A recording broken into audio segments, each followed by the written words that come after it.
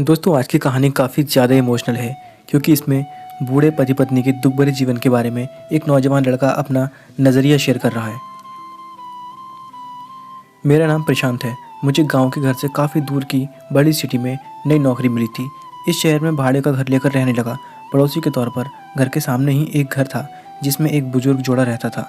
दोनों बिल्कुल अकेले थे, मतलब ना कोई बेटा, ना बेटी, न नाती, न पोते, यानी कि संयुक्त परिवार नहीं था।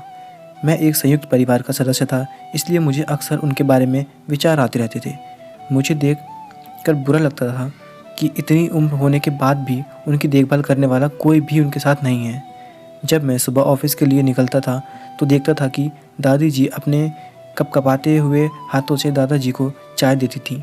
वैसे ही कपकपाते हाथों में कप लिए दादाजी चाय पीते थे।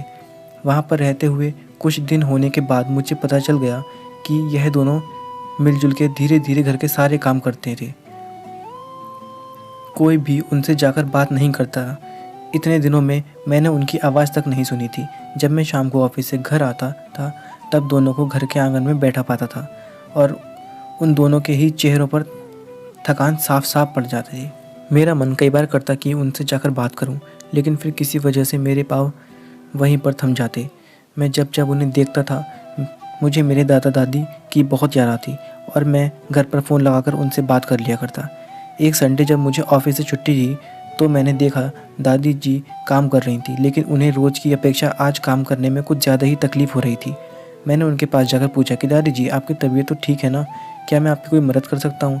उन्होंने प्रतिक्रिया नहीं दी। मैंने दोबारा उनसे पूछा, बताइए दादी जी, मैं क्या करूँ आपके लिए? उन्होंने फिर भी कोई उत्तर नहीं दिया। मुझे काफ़ी आश्चर्य हुआ। कुछ मिनटों बाद दादाजी वहाँ आए और वह भी कुछ नहीं बोले। मैंने ही बात को आगे बढ़ाते हुए कहा, मुझे लगता है कि दादी जी की तबीयत ख़राब है, इसलिए मैं यहाँ आया हूँ। मैं आपकी मदद करना चाहता हूँ। बताइए मैं कैसे आपकी मदद कर सकता हूँ? दादाजी इशारों में मुझसे बातें करने लगे। उन्होंने इशारों से मुझे बताया कि दादी जी सुन और बोल नहीं सकती। उन्होंने यह भी बताया कि वह खुद भी बोल नहीं सकते, वह सुन सकते हैं, मेरी बात समझ सकते हैं। उन्होंने इशारों से दादी से कुछ कहा और दादी ने मेरी तरफ देखकर मेरे माथे पर हाथ फेरा। मैं उन दोनों की तरफ देखता ही रहा और ना जाने कब मेरी आंखों से आंसू बहने लगे। उस दिन के बाद जब जब मुझे समय मिलता मैं उनके पास चला जाता।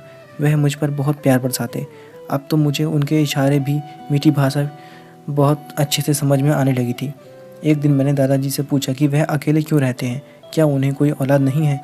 दादाजी ने दादी को इशारे से समझाया कि मैंने उनसे क्या पूछा। फिर दोनों मेरा हाथ पकड़कर मुझे आंगन में ले आए और अपने आँखों से आंसू पोंछे और उंगली का इशारा करते हुए एक साइकिल मुझे दिखाई। साइकिल को देखकर मैं समझ गया कि उनके परिवार वाले उन्हें छोड़कर कहीं जा चुके हैं और अब उनके हिस्से में केवल यादें ही बची हैं।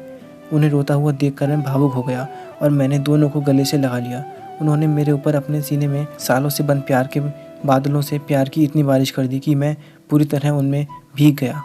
दोस्तों, इस कहानी से कई लोग कनेक्ट कर पाएंगे क्योंकि यह सिर्फ कहानी नहीं है, यह कई सारे बेचारे बुजुर्ग लोगों की सच्ची दास्तानें हैं।